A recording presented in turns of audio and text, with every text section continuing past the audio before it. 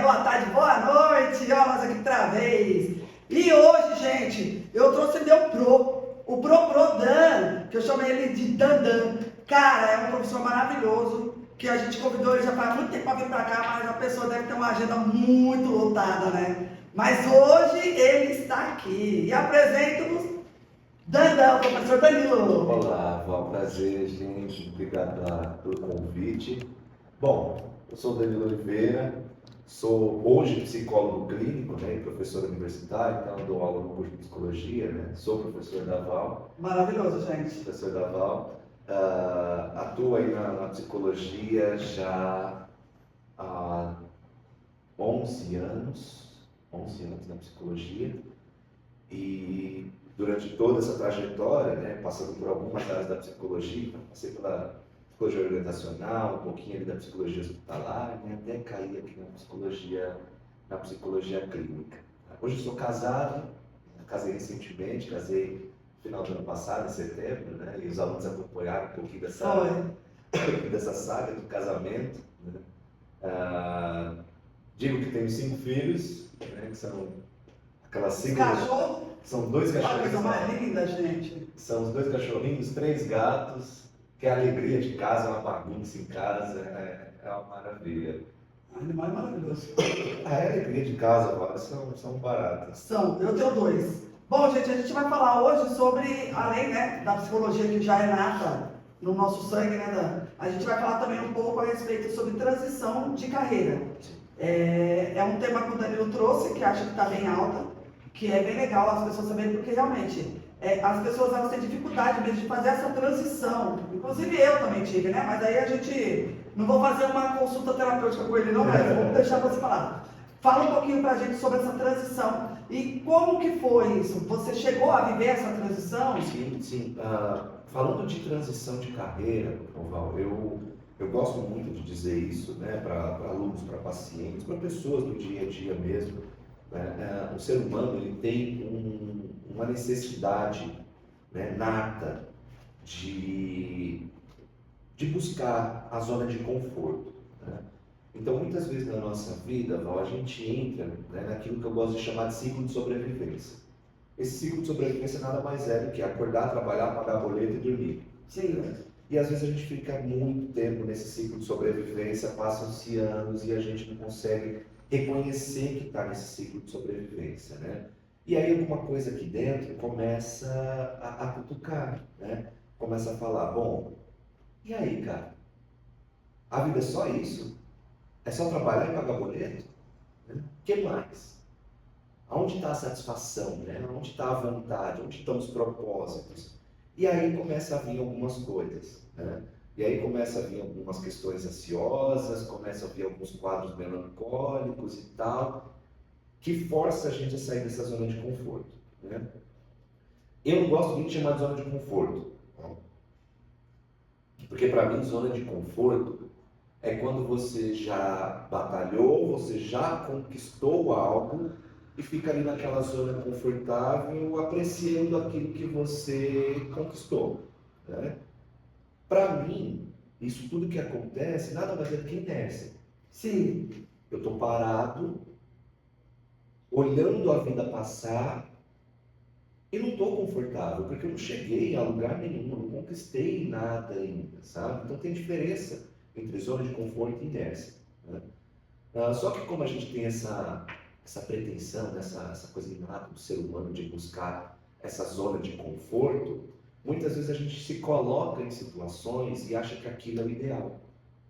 E uma das principais coisas é a carreira profissional.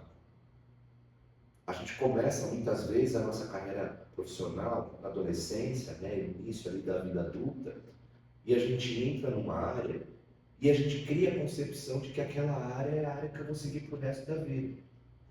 É porque muitas vezes também as pessoas elas têm. Eu sempre falo, eu tenho sempre um ditado que eu falo assim, ó, trabalhar é uma obrigação de todos nós. Sim. Porque precisamos do dinheiro para sobreviver. Mas fazer aquilo que nós gostamos é um direito adquirido nosso. Perfeito. Porque traz muita infelicidade para a gente fazer algo que a gente não gosta. Perfeito. Traz tanta infelicidade, Val, a ponto de ser algo psicopatológico. Sim. Né? E aí eu trago uma própria experiência de vida mesmo. Né? Eu com 15 anos, eu fiz aquela prova do Senai, né? Você faz aquela provinha e se você passar, você fica como jovem aprendiz de uma empresa. Então você faz o curso de Senai de manhã, vai para a empresa à tarde e depois vai para a escola à noite. Né?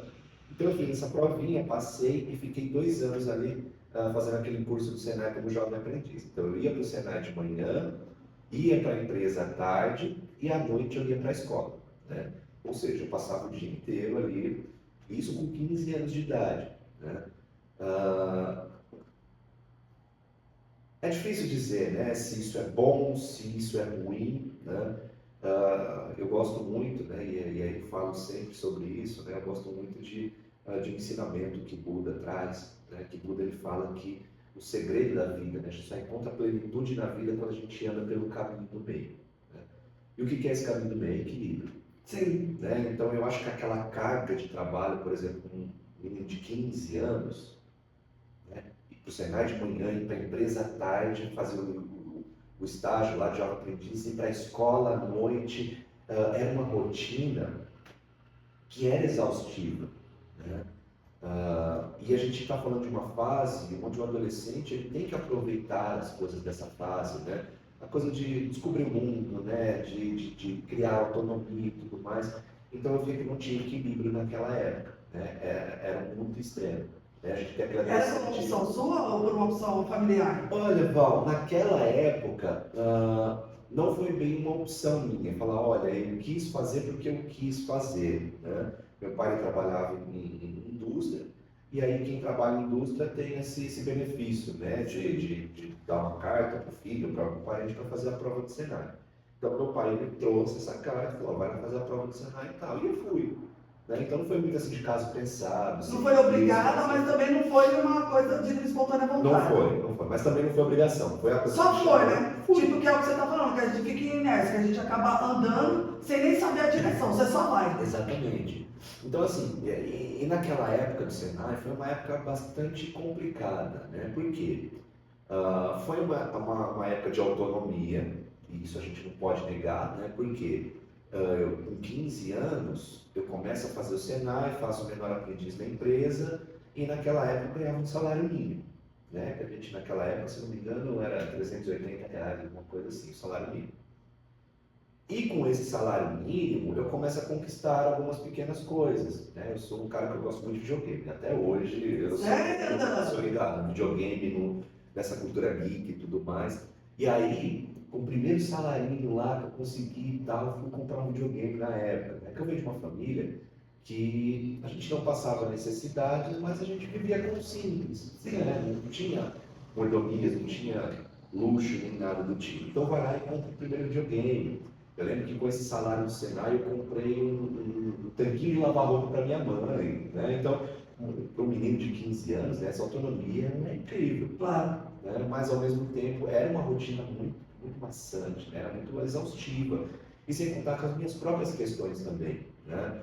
A gente está falando de Senai, a gente está falando de indústria, a gente está falando de um processo, né, bastante complicado, onde existe, né, o machismo, os preconceitos, né? Então, eu com 15 anos, né, assumidamente, né, homossexual, assumidamente gay, no meio de um monte de outros garotos. O Senai basicamente é só garoto. Mas com 15 anos você já se assumiu? Com 15 anos eu já tinha essa concepção, e para mim, Val, não foi nada, não foi sofrido, né, como a gente vê para muita gente. Para mim não foi sofrido, eu sempre tive essa maturidade de olhar no espelho, entender que era aquilo e é isso. E os seus pais? Minha mãe aceitou super bem isso, né? Foi super tranquilo essa relação com a minha mãe em relação a isso em si. Já meu pai é aquele cara nordestino, foi criado numa creche do Nordeste e tudo mais e tal. Então houve sim uma certa, eu não vou dizer, não foi uma explosão, não foi nada, mas é aquela coisa, né? Eu sei. Uma resistência, tipo. É. Eu sei, mas não quero saber. Exato, eu sei, mas você no seu canto, você não quer saber sobre, né? E eu não tenho assim o que reclamar e falar mal do meu pai, porque meu pai sempre foi um pai muito exemplar. Sim. Né? Sempre dedicou o seu tempo para a gente, sempre ofereceu aquilo que a gente precisava, sempre correu atrás, né, do sustento de todo mundo. Ele foi um pai que a gente considera um pai ideal, né? Mas nessa questão em si, com os valores dele e tudo Sim. mais, né? Então eu não aponto, não julgo nem nada, porque meu pai nunca discriminou, né? Ele só ficou nessa. Ele só não ficou falando, nossa, que legal, meu filho é homossexual, mas Exato. pá, tudo bem, ele é, mas eu não quero saber, prefiro Exato. É não me envolver. Pronto. Justamente isso, que nem agora em setembro eu casei com meu esposo, a gente fez uma puta de uma cerimônia, né, no sítio, foi a coisa mais linda do nosso casamento. E meu pai não foi. Ah, ele não foi? Não, meu pai não foi, minha mãe foi, entrou comigo e tudo mais, meu pai não foi. E para mim, Val, tudo bem. Sim. Eu elaborei isso de uma forma super tranquila. Não é porque ele não foi nesse casamento que ele deixa de ser pai, porque muito pelo contrário, quando eu mudei para cá, quando a gente casou, a gente mudou para cá e viemos morar junto, foi ele que foi atrás de caminhão de mudança, foi ele que veio perguntar se estava tudo bem, o que eu estava precisando, porque o primeiro móvel ele que queria comprar para cá. Então, assim, ele participou de tudo isso, mas do jeitinho dele. Sim. Né? Então, foi bem tranquilo. Então, lá atrás, né, passei por alguns episódios em relação a isso no Senai, na indústria que eu trabalhei e tudo mais, mas comecei minha carreira assim, né, na indústria. E fiquei na indústria, terminei o curso do Senai, fui efetivado pela empresa, então fiquei trabalhando como torneiro mecânico, né, no começo da minha carreira. Meu pai é torneiro mecânico. No começo da minha carreira foi como torneiro mecânico. E só que chegou um momento, Val, e aí próximo ali, né, já na maioridade e tudo mais, onde eu tive um processo depressivo muito forte por conta do trabalho. Você estava ainda lá, você ficou quanto tempo nesse... Na indústria, eu comecei com 15 e eu fiquei até os 21 na indústria. Nossa, ficou bastante Foram tempo 6 ainda. anos, foram 6 anos na indústria. E quando eu estava chegando ali perto do quinto ano de indústria, aí eu comecei um processo depressivo. Foi onde eu fui psicólogo, psiquiatra, ali com 20 anos de idade, e começar a tomar medicação mesmo, Nossa. antidepressiva na época, mas por conta do trabalho. Era uma insatisfação tão grande e para aquele trabalho que acabou gerando esse processo depressivo. Né? Eu não queria estar ali. Né?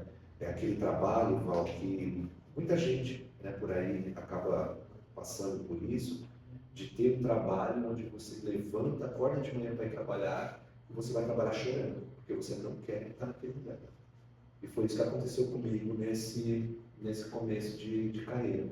Né? E aí foi onde eu comecei a fazer a psicologia e aí já transicionei totalmente essa carreira. Então saí da indústria e já fui para a área da psicologia. Mas dentro da psicologia também houve outras mudanças aí de áreas também. Mas quando que foi o ápice que você olhou e falou, não, cara, eu preciso mudar esse quadro? Você começou a fazer acompanhamento psicológico, Foi. daí você começou a tomar medicação, e aí quando foi que você decidiu, falou, não, a minha maior questão é o trabalho, eu preciso sair dali e iniciar uma nova carreira? Então, eu comecei a entender isso, Paulo, em um momento que a gente, claro, tinha a experiência da idade, né? Quando é jovem, a gente não tem essa experiência de saber olhar os sinais, né? de olhar os sinais que o nosso corpo dá e tudo mais.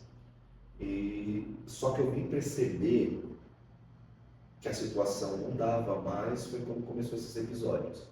Eu levantava de manhã e literalmente, quando eu falo chorando, era ir chorando mesmo. Eu chorava para ir trabalhar todo dia de manhã. E assim, e foi durante um ano ainda nisso tudo, né? E foi aonde eu falei, não, e aí eu fui, já estava, como eu tinha começado a faculdade de psicologia já, e comecei a buscar estágio em psicologia, mandava currículo para tudo que era lugar, mandava e-mail para o povo, e para tentar sair daquilo ali ao máximo. Mas foi nesse momento que eu percebi que eu estava muito mal.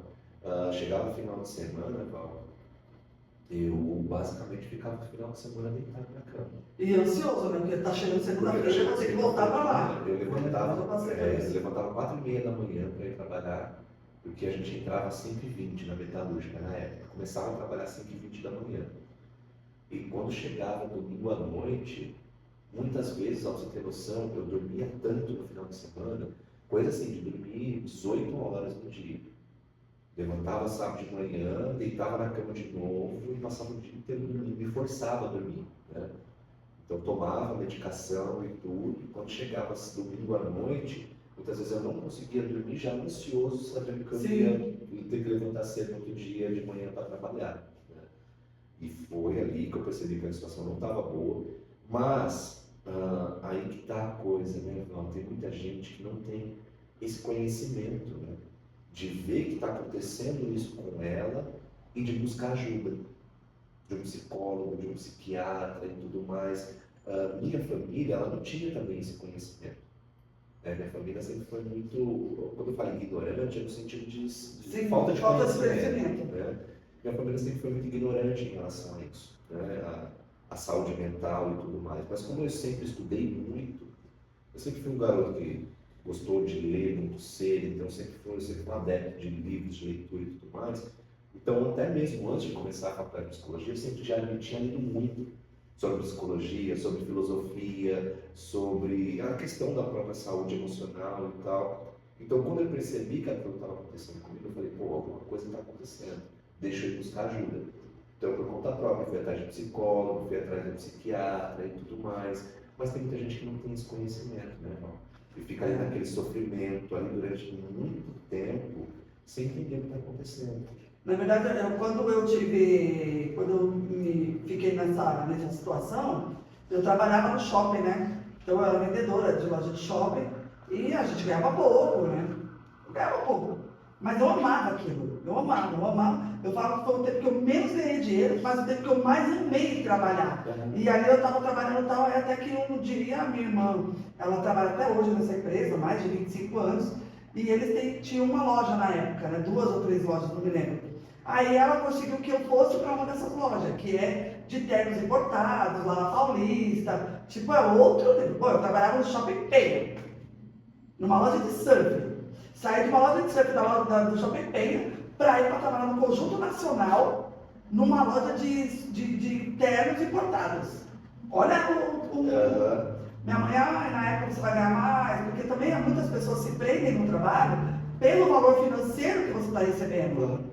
E aí minha mãe, não, vai pra lá, porque lá pelo menos você não vai trabalhar de segunda a segunda, você só vai trabalhar de sábado até 1 hora da tarde, vai ganhar mais, que não sei o quê. Induzido pela minha família, né, que queria o meu bem, porque a família quer o bem. Claro.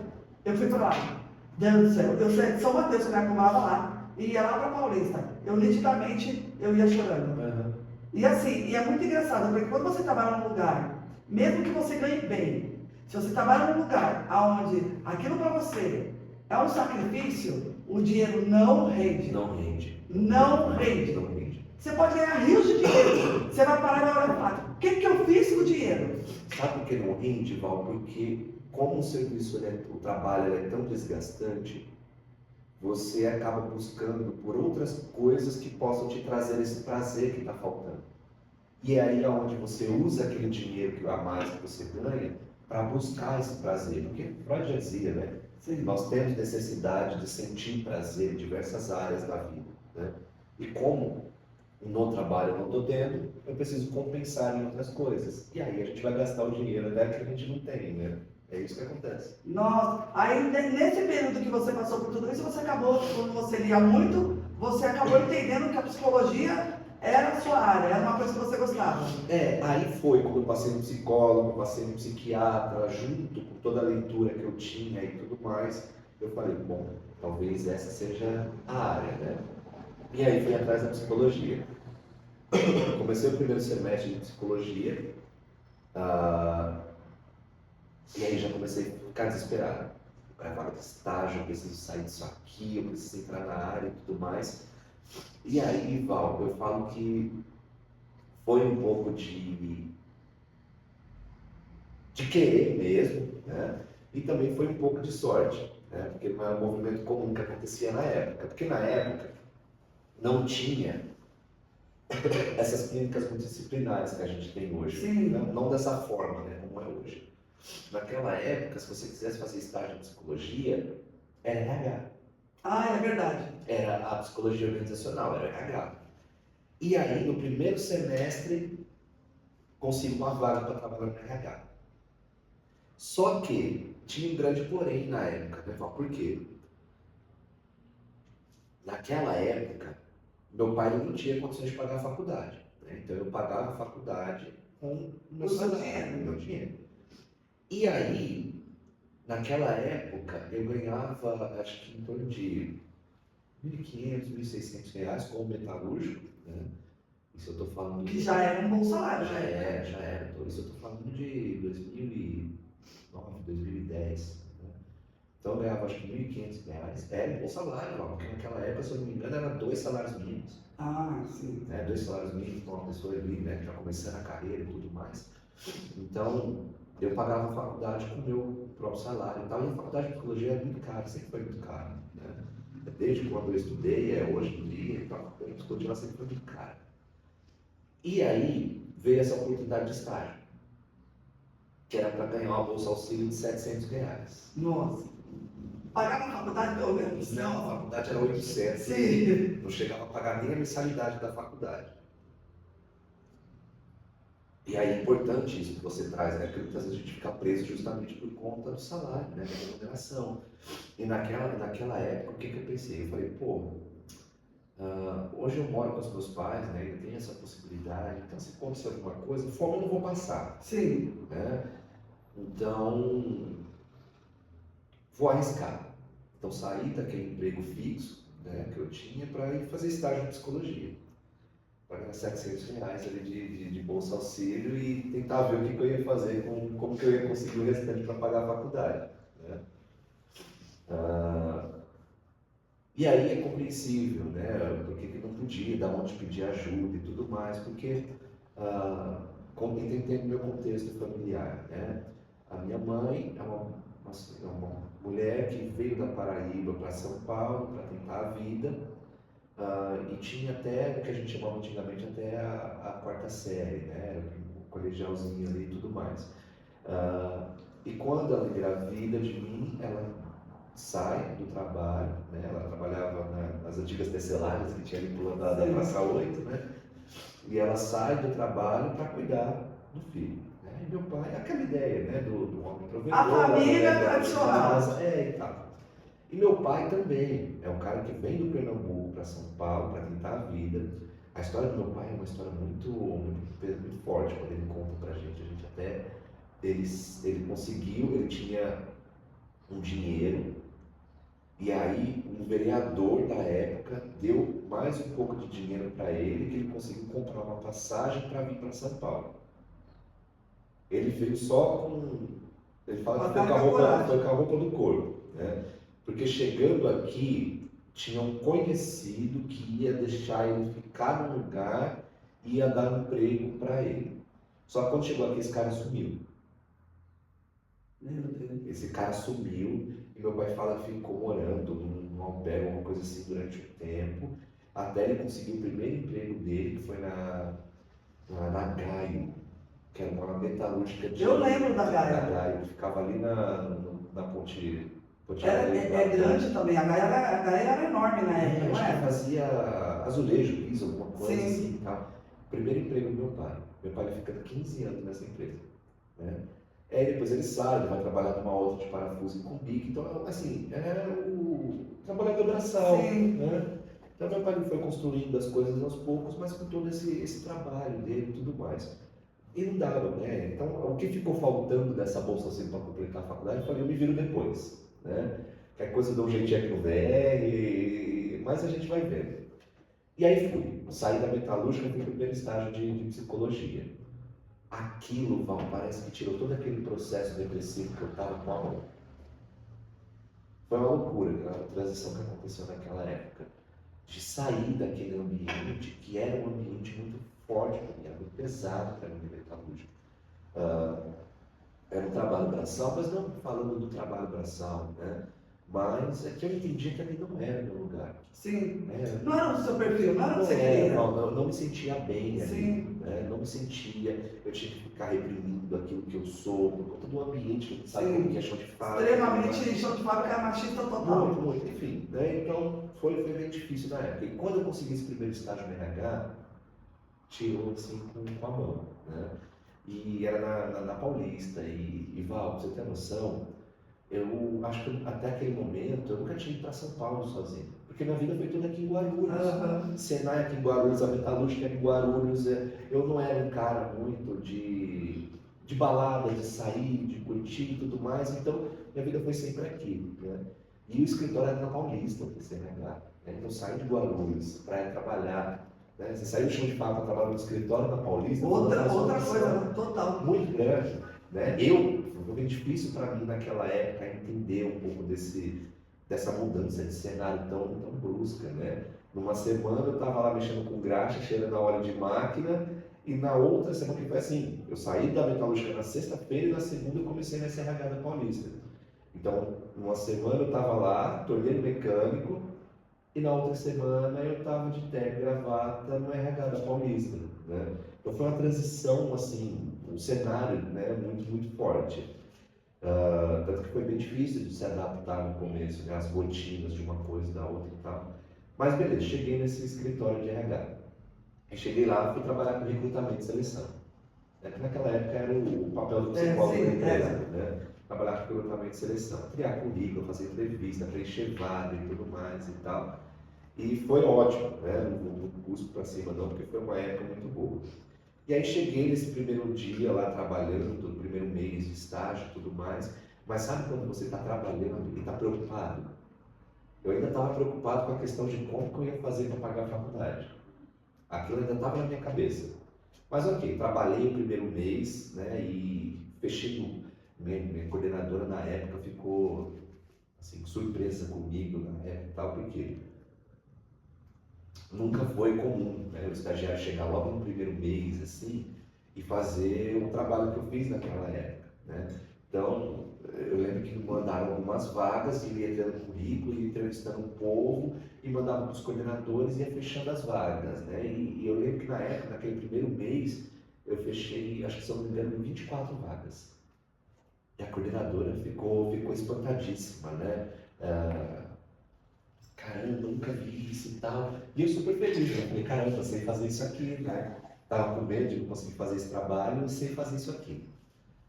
E aí, Val, quando chegou no final do mês, eu ainda totalmente preocupado com o que ia fazer para pagar a faculdade. Aí chega ela e fala, nossa, Dan, eu tenho que ver como é que eu vou fazer para pagar a sua comissão. Uau! Aí eu olhei para ela e falei, que comissão? Ela, não falaram para você na entrevista que você tinha direito à comissão? Eu falei, não, quanto que é essa comissão? Ela falou, não, você tem direito a R$ 100 por vaga fechada. Quase que eu caí para trás da cadeira. Né? Porque assim faltava, você ia ganhar muito mais que R$ 100. Não, aquele mês foi R$ 2.400 de comissão. Para uma pessoa ganhava 700 de bolsa auxílio, cara, aquilo para mim foi o ápice. Quando ela falou, foi uma loucura. Só que daí tinha uma coisa na época, né? Estagiário não pode receber comissão em folha de pagamento. Pode. E aí ela falou, eu não sei como é que eu vou fazer para pagar sua comissão, Dani. Ela colocou esses R$ 2.400 no Vale Refeição. Meu Deus, não vale refeição? Não vale refeição.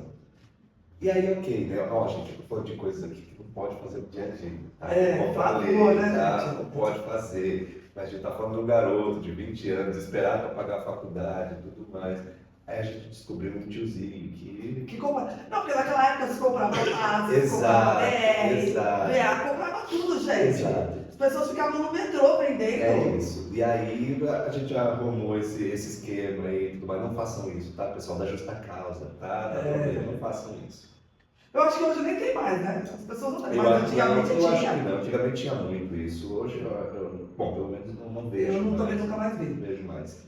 Mas aí foi a forma que eu arranjei, Val, para conseguir pagar a faculdade e tudo mais. E fiquei nessa psicologia organizacional aí no RH durante bons tempos. Caramba, que legal. E aí depois que você saiu de lá, qual foi a sua... Você já estava dentro da... Só que era como RH. Isso. Quando foi a transição que você saiu do RH para ir para atendimento psicológico? E aí foi uma outra transição que aconteceu na minha vida. Tá? Mas essa é bem mais fácil, né, do que a outra. Não, muito pelo contrário. Sério? Muito pelo contrário. Eu acho que essa foi a mais difícil. Porque aquela, Val, eu tinha amparo, né? Então eu tinha meus pais, eu estou falando de uma época que eu era jovem, né, e tal. Já a transição do RH para a psicologia clínica, ela já veio quando eu já tinha uma certa idade, então eu já não tinha esse suporte que eu tinha lá atrás, enfim. Né? Mas como que aconteceu? Eu trabalhei na psicologia organizacional, então trabalhei no RH durante alguns anos, nessa empresa mesmo, que eu comecei como estagiário, eu ainda cheguei a ficar acho que 4 anos nessa empresa. E aí depois saí dessa empresa, fui trabalhar em outra RH, né, de uma empresa de call center. E trabalhei nessa empresa de call center durante um tempo, também no RH. E aí um contraste muito grande, né, Val? Porque eu trabalhei numa empresa, a primeira empresa era uma empresa multinacional de tecnologia, com, na época, mais de 18 mil funcionários e tal. E falar para você que o amor da minha vida no RH foi essa empresa de call center que eu trabalhei, que era uma empresa pequenininha, acho que tinha 200 funcionários na época, mas ali, Val, eu consegui exercer a psicologia de verdade. Não era só recrutamento e seleção, né? Não que não seja uma área da psicologia, né? Mas não era só isso.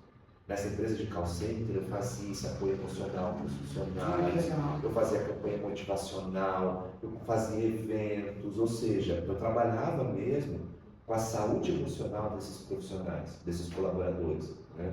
Então ali eu fiz o papel do psicólogo dentro de uma empresa, né? E foi assim um lugar que me abriu a mente assim, para muita coisa. E aí, ok. Só que eu sempre, desde quando eu comecei a faculdade de psicologia, Val, era um sonho para a área clínica. Eu fui parar na RH por oportunidades, sim, mas desde o começo sempre foi um sonho para a área clínica. Né?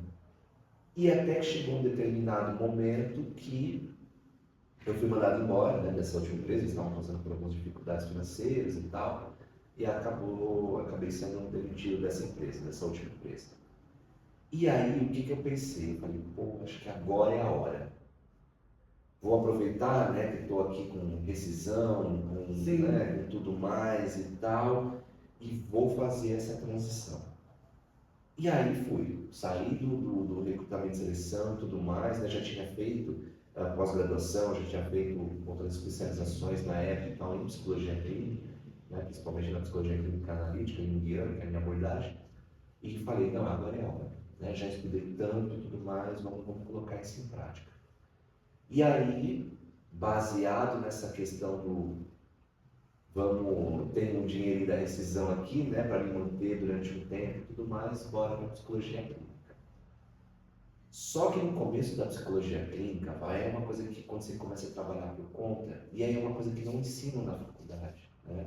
É os desafios de como que é trabalhar por conta, de como que é você ter o seu próprio negócio, porque querendo ou não, quando você vai trabalhar psicologia clínica, você é autônomo, você é seu próprio negócio. Sim. Você não tem salário fixo, você tem que fazer o seu próprio marketing, você tem que fazer tudo. Tudo é você. Tudo. E Val, isso não ensina na faculdade. Empreendedorismo é que não ensinam na faculdade, né? Eu acho um absurdo. Devia ser uma matéria obrigatória de empreendedorismo, para a pessoa saber o que fazer quando sai dali. Bom, Val, eu acho que tem que ter empreendedorismo, mas aí tem que ter um empreendedorismo também mais específico para aquela área. Para a sua área. Né? Porque pouca gente sabe, né? Quando eu falo isso para os alunos de psicologia, eles ficam espantados. Mas, por exemplo, você não precisa sair da faculdade de psicologia, tirar seu CRP e alugar uma sala comercial, mobiliar ela toda para ter seu próprio consultório. Não. Hoje a gente tem essas salas sublocadas, sim, que já são consultórios prontinhos para você. Você paga um valor ali pela hora que você usa. Sim. Cara, isso para quem está começando é sensacional. Com certeza. Val, tem pessoas que estão começando, fica nessa dúvida, você vai lá, paga a horinha que você usou, atendeu o seu paciente, tirou o seu lucro ali, maravilha. Né? E tem pouca gente que sabe disso. Só que daí tem as outras coisas também, né? Você tem que declarar seu próprio imposto. Sim. Eu tenho amigos que, por exemplo, não sabia disso. Achou que era só atender, caiu um dinheirinho na conta, maravilha. Não precisava abrir. Não, tem uns que abrem empresa. Não, é que no caso você não precisa. Não é necessário. Você pode atender, você pode trabalhar com pessoa física normal. Só que daí não tinha esse conhecimento, né? Só atender o dinheiro que está caindo na conta. Não precisa pagar nada. Não precisa pagar nada. E não, você tem que declarar os seus atendimentos, você tem que fazer, né? Hoje a gente tem uma coisa muito interessante que é o Recibo Saúde, né? O Receita Saúde, que foi implantado agora no começo do ano, né? Sim. Todo atendimento que você faz o recibo, mas tem que ser o recibo direto pelo site da Receita. Isso. Os pacientes que estão pedindo reembolso do convênio, tem que ser só com esse E recibo. não é só isso não, porque se você tem um recibo também de você ter um acompanhamento psicológico, você ganha, você consegue também reduzir o seu imposto. O meu imposto de renda. Então, assim, é claro que eu declaro tudo isso, eu preciso dar nota. Exatamente. Isso é fato. E aí a gente não tem isso, né? Então foi muito difícil. O começo dessa transição na psicologia clínica é sempre muito difícil, né? Porque você tem algumas opções. Você pode trabalhar para essas clínicas que já atende convênios, né, e tudo mais, e aí eles te contratam para você atender os pacientes que vêm pelo convênio. Só que daí eles te repassam um valor Muito baixo. É ridículo. É isso, ó. As clínicas elas repassam para o psicólogo em torno vamos dizer, uma média de 8 a 10 reais por atendimento que você faz. Nossa, então até minha amiga tá ganhando bem, porque ela falou pra mim que ela tira em média de 20 a 30 reais por atendimento. Por atendimento, então a clínica paga até bem, mas geralmente é isso, vai de 8 a 10 reais por atendimento. Ou seja... Mas é de 1 hora, meia hora? Meia hora, né? Quer dizer, resumindo, não vale nada, né? Não vale nada nem para você, nem para o cliente, nem para o paciente. Tem meia hora. Ô Val, tem pessoas que eu conheço que trabalham nessas clínicas que elas têm que trabalhar 5 horas seguidas para ganhar em torno de 80 a 90 reais. Meu Jesus. Nessas clínicas. E aí imagine, né? Todo o investimento que você fez de tempo, de dinheiro, de esforço, uma graduação de 5 anos, né? Eu acho que isso talvez seja um passo inicial, porque eu também conheço bastante gente que começou nessas clínicas e aí foi para o atendimento particular. Sim. E esses pacientes da clínica acabaram migrando para o particular junto com a pessoa. Sim, verdade. Maravilha. Mas quando não acontece muito esse movimento, mas é uma opção. Né? Sim. E aí a pessoa já pode começar direto no particular também. Né? Então no começo, por exemplo, eu sobrevivi durante 6 a 8 meses com 2 pacientes. Que eu consegui através do Instagram e tudo mais, que eu fui divulgando e vi através do Instagram e tal. Então durante 8 meses sobrevivi com esses 2 pacientes. No começo, a gente sempre cobra um valor mais abaixo, né? A gente está entrando no mercado, tudo. Então, acho que nesses primeiros 6 a 8 meses, Val, o que eu ganhava com esses 2 pacientes, se eu falasse que era 100 reais, era muita coisa. Misericórdia, como é que vivia? Ô Val, porque aí eu tinha que pagar transporte, eu tinha que pagar o aluguel da sala, eu tinha que pagar, e o valor que eles me pagavam era o valor mais baixo, então o que sobrava no final do mês do atendimento desses 2 pacientes era uma coisa de 100, 200 reais ali líquido no final. Né? Só que o que deixou a coisa um pouco menos complicada foi porque eu tinha a rescisão da empresa que eu tinha saído. E foi ela que foi me mantendo durante esse tempo aí mais escasso. Né? Então foi uma transição difícil, né? Porque eu vinha também de um ritmo de trabalho muito acelerado, sempre fui muito workaholic, sabe, Val? Sempre nos RHs que eu passei, era aquela coisa de entrar de manhã e sair, né, sempre mais tarde, e era uma loucura, né? Claro que, né, houve momentos onde você está mais assim com a empresa e tudo mais, tem uma coisa ou outra, mas eu sempre vim de uma carga muito grande de trabalho, faculdade, estudo e tal. E aí, quando eu fui para a clínica, né, por exemplo, nesses primeiros meses eu tinha 2 pacientes, ou seja, eu trabalhava 2 horas por semana. E aquela ociosidade, né, claro, eu tentava usar esse tempo para estudar, para buscar outros meios de trazer pacientes e tudo mais, mas você vê a mudança brusca, é uma mudança muito brusca.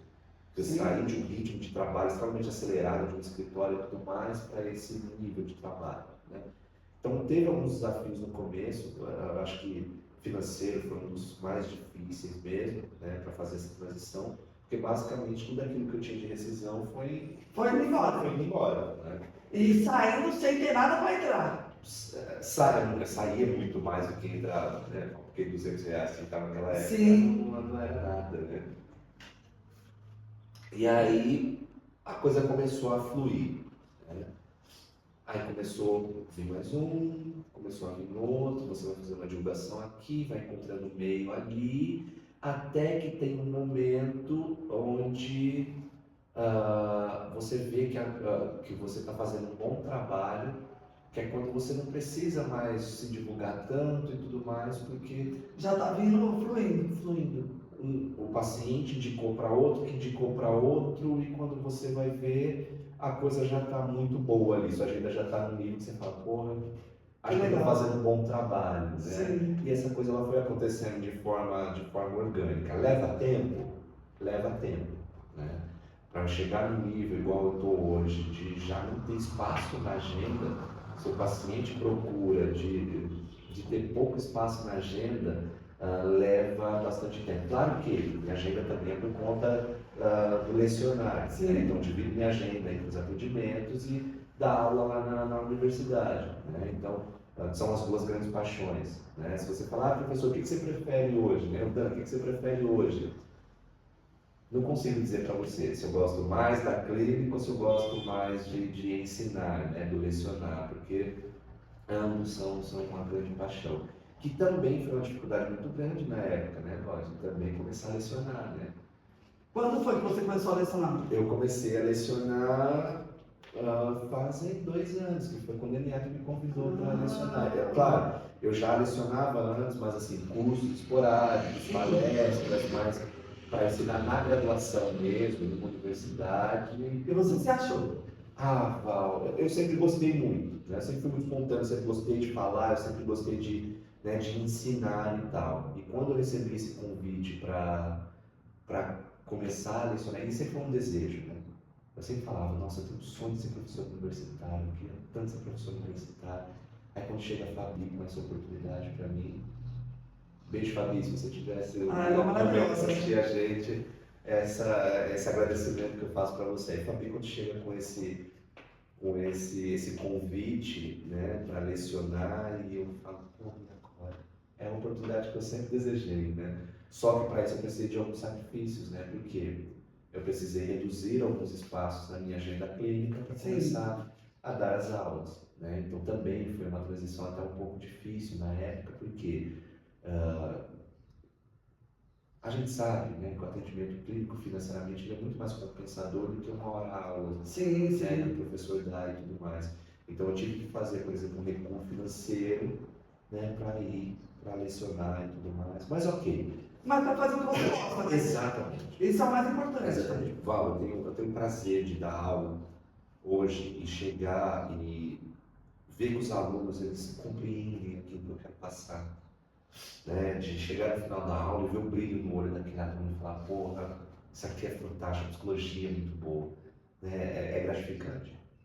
Eu costumo falar que assim, tipo, o professor está tudo envolvido na área da psicologia, porque o professor, ele leva o conhecimento, o acolhimento, né, e o entendimento. Então, tipo assim, eu até falo, um dia você falou para mim, por que você não faz uma pausa para você lecionar? Dá aula. Eu falei, eu dar aula? Nunca. E pior que foi uma coisa que eu nunca imaginei eu fazendo. Né? E aí você, tipo, desperta isso em mim. Aí eu cheguei em casa, daí eu falar para o meu filho, será que o professor falou para mim que eu tinha que me especializar para mim poder dar aula? Ele, você, mãe, você não parava 2 segundos para falar comigo, para me explicar um A, um B, como é que você vai dar aula para alguém? Eu falei, pois é, eu falei isso pro Danilo. Eu não sei onde que ele conseguiu ver que eu vou conseguir dar aula. Uma pessoa sem paciência, extremamente sem paciência, como é que eu vou dar aula? Aí ele falou, mãe, eu acho que o que ele falou não faz muito sentido para você não, mãe. Por quê? Eu nunca tive. Só que daí a gente entende que faculdade é totalmente diferente de você dar aula numa escola, para adolescentes, para jovens, é totalmente diferente. Você precisa dessa espontaneidade, sabe, Val? Você precisa ser dinâmico. A aula na universidade ela é diferente da escola. Sim, total. Né? Você precisa disso. E são características que eu vi em você na época. Foi por isso que eu falei, olha, Val, talvez, né? Quem sabe? Pois é, então. E aí eu fico assim na dúvida, né? Porque a louca queria fazer medicina. Eu falei, tá, não tenho tempo pra nada, quero fazer medicina, a louca. É o TDAH, não é possibilidade. Aí eu falei, não, Mas eu fiquei pensando, e na verdade eu penso sobre isso ainda, porque eu curto demais estudar e não gostava, odiava, né? Eu sempre falo pro meu filho, falo pro meu filho mais novo, ele fala, mas eu não gosto de ir pra escola. Eu falo, querido, só passa na escola. Quando você for pra faculdade, você vai ver que é totalmente diferente. Sim. Lá você vai estudar o que você gosta, lá você vai fazer o que você sabe fazer, você vai aprender só aquilo que você vai fazer. Então é muito legal. E aí ficou essas questões, né? E além de outra coisa, o professor, ele é uma peça muito importante para nós universitários. Cara, é muito importante. E o quanto você transforma a vida das pessoas, né, sendo professor, isso é magnífico. Val, porque assim, eu tenho como tirar como parâmetro os professores que eu tive quando eu estudei. Né? E eu tive ótimos professores. Tive ótimos professores. E quando eu comecei a lecionar, eu olhava para essas pessoas e queria ser um reflexo delas. Porque eu sei o quanto elas foram importantes para mim. Né? Sim. E a gente transforma a vida mesmo. Transforma. A gente transforma a vida. E a gente tem que ir com esse intuito. Eu não estou ali só para explicar o que Freud disse lá em 1901, né? Na primeira publicação dele. Eu estou ali para as pessoas entenderem a importância da saúde emocional, do bem-estar emocional, de como trazer isso para a vida delas. Eu estou ali para transformar, para ser esse agente transformador. Sim. Né? E se eu não vou com esse entendimento, não vale, não vale. Isso para lecionar.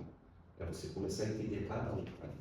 Não, eu tive já vários, eu posso falar que eu tive bons professores, né? Em questão agora voltado para a faculdade, eu tive bons professores. A Fabi, você, a Samanta, a irmã da Samanta, que eu nem lembro mais o nome dela, a Sofia, a Sophie. Mas, cara, uma pessoa que ficou marcada para mim, eu acho que vai ficar marcada pro resto da minha vida, foi você. Eu acho isso muito lindo, Val. Foi você. Eu fico feliz, porque é isso. É você fazer parte, né, da vida dessas pessoas. Eu tenho esse intuito mesmo, né, de ser esse professor que quando você olhar daqui 10 anos, você olhar lá atrás na graduação que você fez, você lembrar do professor Danilo. Mas não por ser o professor Danilo, mas por conta das coisas que o professor Danilo me passou. Sim. Né, o quanto ele fez, né, e eu começar a refletir sobre a vida, porque eu gosto muito disso nas minhas aulas, Val. Eu gosto dessa reflexão. Promovo muito debate, eu quero que as pessoas conversem, eu quero que elas interajam, que elas coloquem a sua opinião, né? Quando você começou, a gente começou junto com antropologia. Nossa, nem me fala. Eu ia falar sobre isso agora. Eu acho que a matéria que abriu a minha mente, fez boom, que eu falei, caramba, antropologia. Foi uma das matérias que eu pirei, que eu piro até hoje. Eu achei maravilhosa, fazendo todo sentido para mim, até mesmo porque eu fiz o curso de psicanálise e eu achei que aquilo casou de uma tal forma, tão grande para mim. Eu acho que uma das matérias que eu mais amei até hoje foi a antropologia. E a gente olha, né, a gente vê na grade curricular e fala, pô, pra quê, né, antropologia? Não, imagina, o que é antropologia? Pra que eu vou estudar antropologia? E quando a gente mergulha nesse mundo, né? Porque basicamente é o que é a construção do ser humano. Sim. Né? E eu lembro, como você falava, cara, o professor, quando eu vi antropologia, eu falei, que é isso? O que eu vou fazer e tal? E eu falei, Val, vamos lá. Você vai sair daqui no final desse trimestre sabendo o porquê disso aqui. Né? E foi aquela loucura. Foi a minha melhor matéria. Foi a minha melhor matéria. Eu gosto. E assim, você também me trouxe um sentido do quanto a psicologia é maravilhosa, o quanto o meu propósito sobre a minha vida, que é uma coisa muito particular minha, ele está envolvido junto com a psicologia, e o quanto é importante a gente estudar, não só ficar naquilo, mas a gente buscar mais informações, porque a gente lida com vidas. Sim. Não é de qualquer jeito, né? Hoje eu vejo muitos profissionais buscando, mais recursos financeiros do que propriamente de efetuar aquilo que ele estudou para fazer. É isso mesmo. Eu acho trazer esse debate, Paulo, é muito importante, porque a gente sabe que qualquer área do mercado de trabalho vai ter bons e maus profissionais. Tá? Sim, com certeza. Não tem como fugir disso. Mas aí uma coisa que eu falo muito para os meus alunos, e bato muito na tecla em relação a isso. Quem escolhe se vai ser um bom ou mau profissional é você mesmo. Sim. É você mesmo. Eu conheço alunos, Val, e eu vejo esse movimento, que passa por uma graduação de 5 anos de psicologia e nunca abriram um livro de psicologia. Você sabe o que é isso? É você passar por coisa tão extenso e nunca abrir a literatura daquele livro. Sim. É você que decide, Val. A gente precisa estar todo momento se atualizando, a gente precisa estar todo momento sabendo daquilo que a gente está falando. A gente está lidando com vidas de outras pessoas. As pessoas que chegam para a gente no consultório são pessoas com emocional extremamente fragilizado por conta das questões de vida. E se a gente não tem esse olhar, né, empático com o outro, né, a gente não tem que agir do outro lado como se nós fôssemos máquinas ou não. Jung ele traz uma frase que eu acho uma das mais lindas que ele fala: ao tocar uma humana, seja outra humana. Cara, isso é lindo. É lindo. É lindo, porque quando esse paciente vem, eu olho com esse olhar de empatia para ele. E eu entendo que esse cara está me procurando, né, porque ele viu em mim alguém que poderia confortar e ajudar nesse processo emocional que ele vem passando. Sim. Né? Então a gente tem que agir dessa forma. Né? E a gente precisa estudar, a gente precisa ir atrás. Né? Novamente, você decide se você quer ser um bom ou um mau profissional. Porque hoje, Val, a gente não tem mais algumas desculpas, né? De que, claro, né? Eu estou falando desse pessoal que está no ciclo acadêmico e tudo mais, falar que tem pouco acesso à informação. Imagina. Né? Não tem como dar essa desculpa. Hoje eu costumo falar que nós estamos vivendo uma era de muita informação sem nenhum conhecimento. É justamente isso. Sem nenhum conhecimento. Justamente isso. Eu falo, cara, eu trabalho com muito adolescente aqui, né? E eu falo para eles, cara, vocês são uma era da informação, sem nenhum conhecimento. Então bora ter conhecimento, não só ter a informação. Porque só ter a informação e não ter o conhecimento não adianta. E aí eu acho que até cria umas crises maiores nas pessoas. Porque ela fala, pô, eu sei disso, mas eu não sei executar.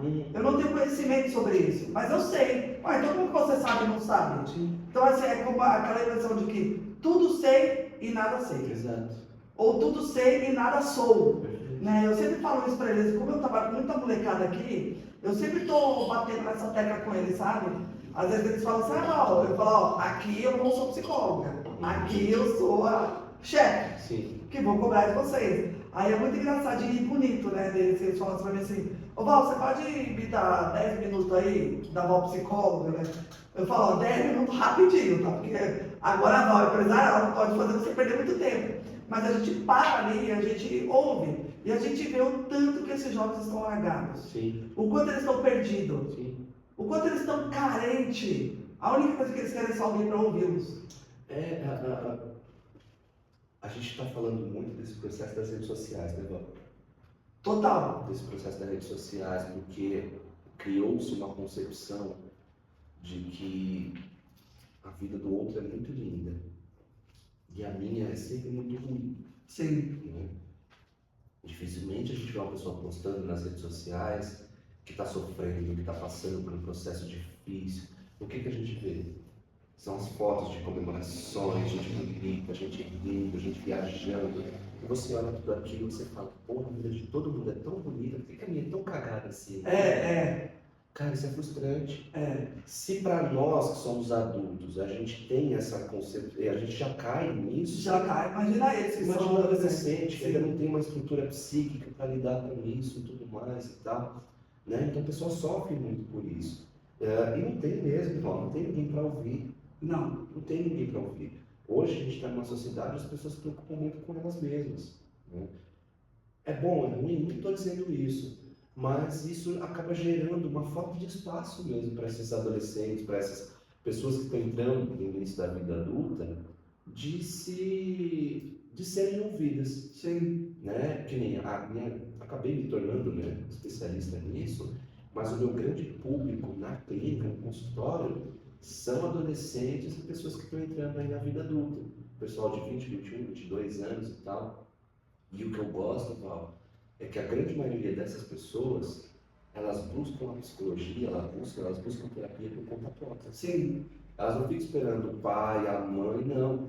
Eu vou atrás do psicólogo e marco o psicólogo. Eu achei tão bonitinho, esses dias chegou uma adolescente ainda, 16 anos. Ela mandou mensagem para mim, porque achou o meu contato, mandou mensagem para mim que queria muito fazer terapia. E eu falei, tá, mas você tem 16 anos, né? Eu preciso conversar com seus responsáveis, tem toda uma questão ética, né? Menor de idade e tudo mais. Aí ela, não, tá, então vamos fazer o seguinte, eu vou passar o seu telefone para minha mãe, mas eu que vou fazer, e ela já é jovem aprendiz, eu que vou pagar. Que bonitinho. Cara, eu achei aquilo tão sensacional. Eu falei, porra, olha como a pessoa percebe a importância, Sim, né, desse trabalho emocional, né? Mas a gente tem um pouco disso, mas eu vejo um movimento já mais...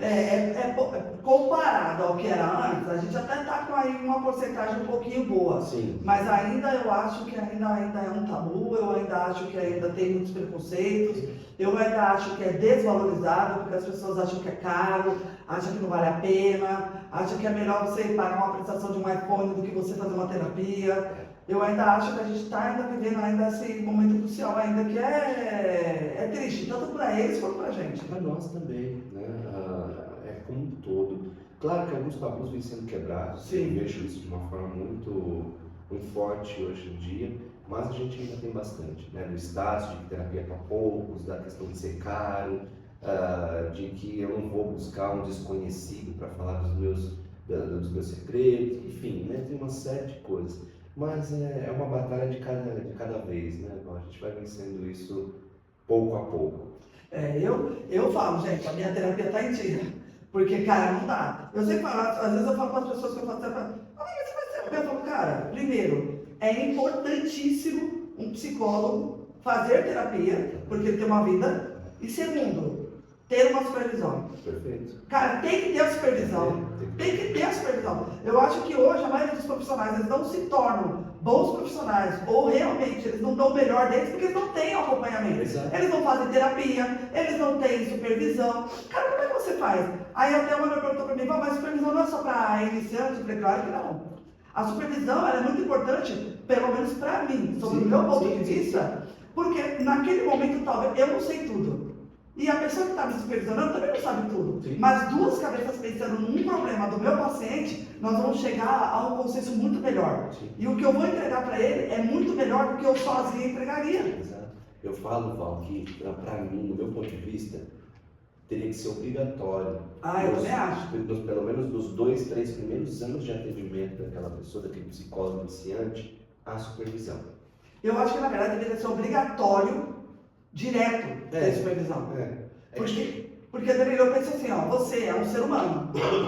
Você também tem problemas no decorrer da tua vida. Sim. Você é um ser humano, cara. Você tem problemas, certo? E aí acumula-se os problemas dos outros. Esses tempos atrás aí uma psicóloga se suicidou.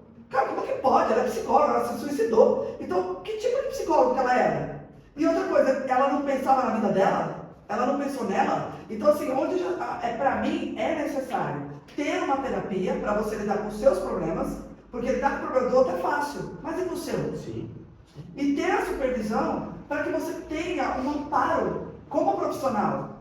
Eu vejo, assim, eu trabalhei muito tempo na minha vida, eu passei, eu acho que uns 4, 5 anos tendo mentores. Né? E aí dentro da antropologia é muito engraçado porque me remeteu isso. Uhum. Pô, peraí, antigamente os reis, eles tinham um conselheiro. Exato. E a gente precisa, Danilo. Precisa de um conselheiro. Né? Hoje dentro da minha empresa, eu passo por situações que às vezes eu paro e falo, peraí, eu preciso de um conselho. Quem é que vai me dar esse conselho? Exato.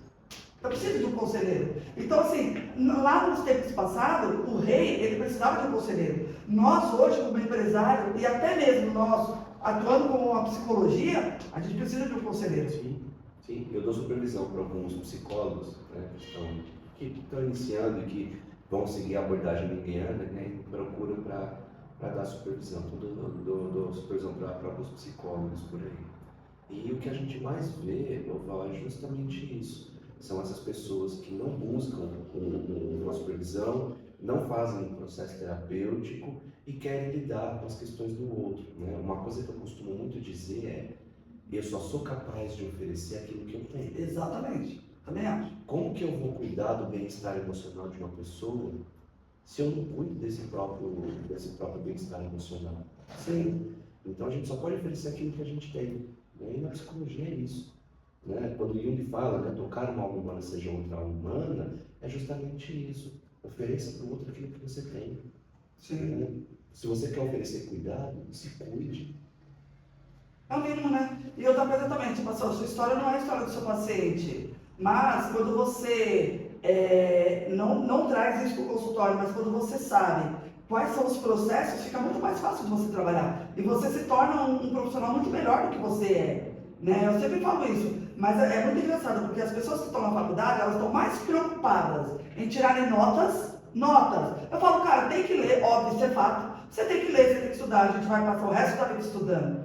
Mas tirar uma nota alta não é o que eu pretendo. Tipo, não é o meu foco. Eu preciso estudar, compreender e entender. Pô, não adianta tirar 10 se você não entendeu bulhufas daquilo que você está. Você vai tirar 10 pra quê? Sabe, não, mas eu tenho que tirar 10. Tá, tudo bem, mas eu tenho que estudar. Tá, tudo bem, você vai estudar, vai tirar 10. Com o seu estudo, sim. Mas se você não tiver os outros, você nunca vai ser completo. É isso. Essa ideia que se cria, né, Val, que eu tô ali para pegar um papel no final do curso, né? E que esse papel vai fazer de mim aquilo que eu quiser. Não é essa a ideia. Não é essa a ideia. Não, as pessoas têm uma ilusão de que vão sair da faculdade esbravando o mundo. Cara, não é assim que funciona. Não vai. Não é assim que funciona. Não é assim. E é o que eu sempre falo, antes de começar, iniciar a carreira, vai atrás de especialização, vai fazer pós-graduação, vai estudar mais, não vai só com o básico, porque a gente fala de 5 anos de uma graduação em psicologia, Val, mas a gente aprende básico. É o básico do básico. É básico. Porque é muita coisa também, né? Você tem que se especializar, você tem que ser especialista, você tem que buscar coisa a mais, sabe? Enfim.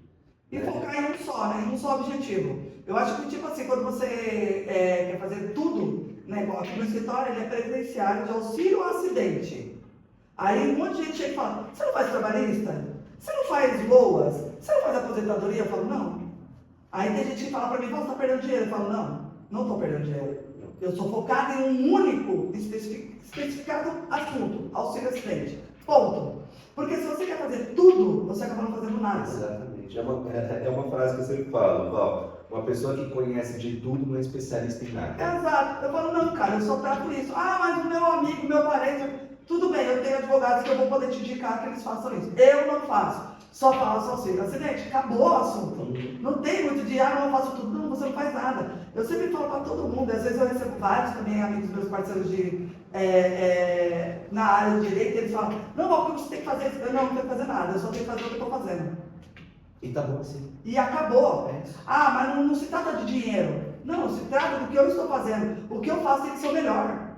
Tem que estar certo. Eu tenho que acompanhar esse meu cliente. E se eu quero abraçar o mundo, eu não abraço ninguém. Exato. Vai todo mundo sair pelos vão. Então não, vamos fechar. Eu sou muito assim em questão do meu trabalho. E a área de psicologia, eu quero muito dar o que eu tenho. E o que eu vejo que eu tenho, Dan, é muito amor. Então, assim, é uma coisa que eu quero dar muito, dar o amor, mas dentro da ciência também. Claro. Né? É por isso que eu busco tanto estudo para isso.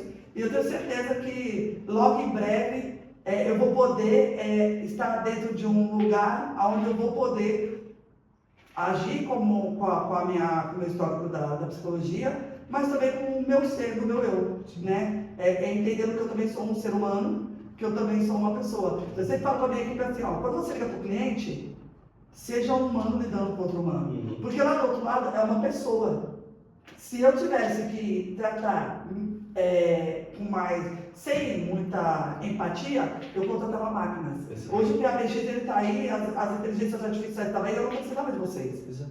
Só que não, a gente tirou a inteligência artificial para colocar seres humanos lidando com seres humanos. Imagine você, como que você lidaria, você do outro lado recebendo essa ligação. Exatamente. Né? Imagine você do outro lado como se fosse esse paciente. Isso é um processo de empatia. Com certeza. Sem empatia nada funciona. Né? E o ambiente clínico principalmente. Eu preciso ter a empatia, né? De entender que aquela pessoa traz um sofrimento.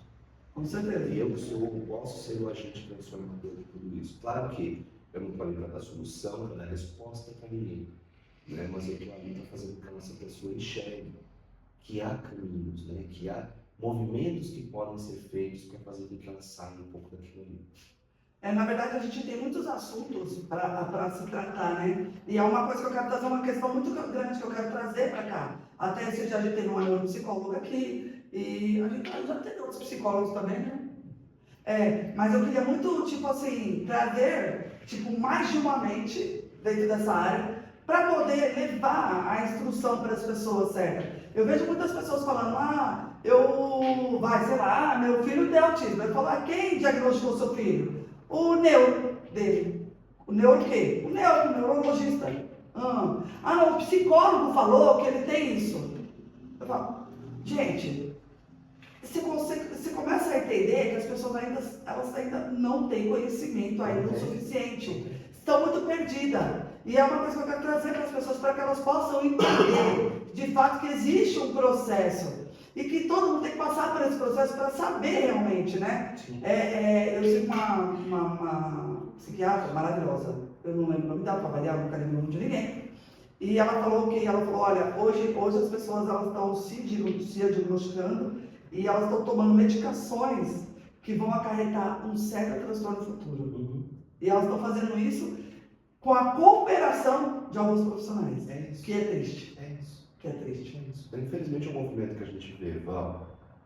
Hoje a gente vê um movimento de, estou com alguma coisa, eu marco um psiquiatra, chego na consulta do psiquiatra, falo 1 ou 2 sintomas, a consulta geralmente dura 10 minutos no máximo, e a pessoa sai de lá com uma receita de uma medicação. E às vezes uma medicação muito forte. Sim. Se houvesse um processo mais analítico em relação àquela pessoa, muitas vezes a gente chegaria a uma conclusão de que uma medicação não era aquela, que nem precisaria de uma medicação. Exato, nem precisaria tomar remédio. Eu na verdade, tipo assim, eu entendo que a pessoa tem casos que tem que ser tratados com medicação, mas eu sou um pouco contra a medicação. Eu falo, cara, tenta no máximo não ter que usar a medicação. Não, Val, eu tinha esse pensamento quando eu era estudante também, da medicação, do psicotrópico e tudo mais.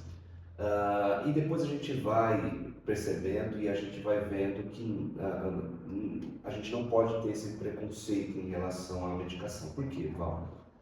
A gente sabe que os processos, os transtornos, eles afetam a questão fisiológica mesmo do indivíduo. Sim. Produção de dopamina, serotonina e tudo mais e tal. E a medicação, ela está para agir nisso, né? Então, assim, a medicação, ela é importante, né? Para o TDAH, por exemplo, cara, é importante as medicações que a gente tem, a Ritalina, a Atento, o Vivance, né? A própria Cardiola e tudo mais, porque baixando essa sintomática, a gente consegue fazer o fortalecimento daquela função cognitiva, né? Outros transtornos é a mesma coisa, né? Depressão, a pessoa que está no processo depressivo, né? Ela está com muitos sintomas depressivos, para a gente conseguir fazer um avanço psicoterapêutico com essa pessoa, precisa da medicação, baixar o sintoma para a gente conseguir fazer um processo terapêutico adequado, né? Então, assim, eu não sou o cara contra, eu não sou o cara preconceituoso com os psicotrópicos, muito pelo contrário, eu vejo que é multidisciplinar mesmo. Assim, há uma necessidade, por exemplo, eu tomo a fluoxetina, e é incrível, quando eu paro de tomar fluoxetina, passa mais ou menos uns 15 dias, eu começo a observar que eu estou saindo da caixinha. Os comportamentos já... O meu comportamento já muda, a minha paciência já some, Sim. eu já fico muito agitada, aí eu já estou percebendo. Eu entendo isso. Não que eu sou contra, mas eu tento evitar o máximo. Não, às vezes a gente nem precisa evitar tanto assim. Eu acho que é deixar a coisa acontecer. Então eu acho que eu sou preconceituosa ali. O ideal, Val, é o quê? A gente entender que são, ok, elas estão aí, né, as medicações estão aí, elas funcionam, elas têm que ser usadas, mas a gente tem que tomar cuidado com o uso indiscriminado dessas medicações. Sim. Um psicotrópico não é uma analgésico. Sim. Né? E a gente vê muito por aí. Né? Eu conheci uma pessoa esses dias que ela pega os remedinhos dela, que o psiquiatra passa, aí sempre quando chega uma vizinha que fala que está se sentindo mal, ela pega um remedinho e diz, toma isso aqui, que esse remedinho é bom, né? E acontece, tá? E a questão é justamente isso, a falta do conhecimento leva ao uso indiscriminado desse tipo de medicação, né? Isso não pode acontecer.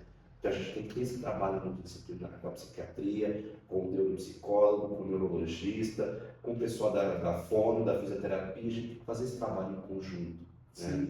Para que essa pessoa tenha conhecimento de que esse medicamento está sendo usado, mas daqui a pouco vai fazer o desmame, porque a gente está fazendo esse trabalho psicoterapêutico, né? Isso tem que acontecer. É para não viver nessa ignorância, porque os prejuízos que podem trazer São grandes. São grandes. Mas é isso, Dan. A gente, infelizmente, porque vai ter que acabar aqui, parar aqui, porque a outra já tá lá, assim, ó, hora. Se deixar aqui, eu fico hora, gente. Dan, eu adorei a nossa... Aqui a gente tem um momento do nosso convidado, né? E aí é para você deixar uma mensagem que você quiser para todas as pessoas que vão te ouvir. E aí o tema é seu, não é meu, tá? Então hoje a bola da vez é o Dandan. O Gabi, você grava aí para também mandar um sorte para ele. A bola da vez agora é o Dandan. Perfeito. Eu acho que assim, eu não sou um cara muito de dar conselhos, eu não gosto de dar conselhos, como diz o ditado, né? Acho que conselho, se fosse bom, não se dava, né? Se vendia. Mas eu gosto muito de passar algumas mensagens, né? E eu acho que uma das principais mensagens que a gente tem que olhar hoje, Val, é o autocuidado, né? Então é uma mensagem que eu quero passar para todos vocês. Cuidem-se, né? A gente sabe que para a gente ter uma plenitude na vida, a gente precisa estar com os 3 corpos em equilíbrio: o corpo físico, o corpo emocional e o corpo espiritual. E a gente precisa fazer, né, com que esses 3 corpos eles fiquem em equilíbrio. Então cuide da sua saúde física, cuide da sua saúde emocional, cuide da sua saúde espiritual. E porque a gente só, como eu disse, né, no meio aqui da conversa, a gente só consegue oferecer para o outro aquilo que a gente tem. Né? Então eu não consigo cuidar de ninguém se eu não cuido de mim mesmo. Né? Cuide da sua saúde física, faça exames de rotina, faça exercício físico, leve essa autoestima para cima. Tudo isso vai fazer com que o seu emocional também fique lá em cima. Né? Então eu sempre gosto muito dessa questão do autocuidado. Né? Cuide-se. Ótimo, gente. Então se cuide, porque a gente aqui, a gente se cuida, né, Dan? A gente tenta, né? A gente tenta. Até onde é possível. A gente tenta, tá? O Danilo acho que tá gripado, eu tô fanha. Mas a gente tá se cuidando. A gente se cuida. Dan, muito obrigada. É isso, Val, Muito obrigada mesmo. Eu te amo. Saiba que você é muito importante para minha vida e vai ser importante, com certeza, para vários alunos seus, como você já é, porque às vezes eu tô lá no corredor e aí eu acho que esse meu jeito espontâneo, o pessoal a gente sempre tá falando, Dan, todo mundo vem e fala, o Danilo é maravilhoso, porque agora eu tô mais com ele. Você é uma pessoa extraordinária. Muito obrigada por você ter feito parte da minha vida e ter me colocado. Você pode ter certeza que muitas coisas que você falou eu levei para minha vida e levo ainda. E quem sabe um dia, né, eu não vou estar numa sala de aula e vou estar falando do seu nome. A gente foi o Danilo, meu professor, que fez eu me dar aula. Então, muito obrigada por você estar aqui, viu? Gente, beijo para vocês e até mais.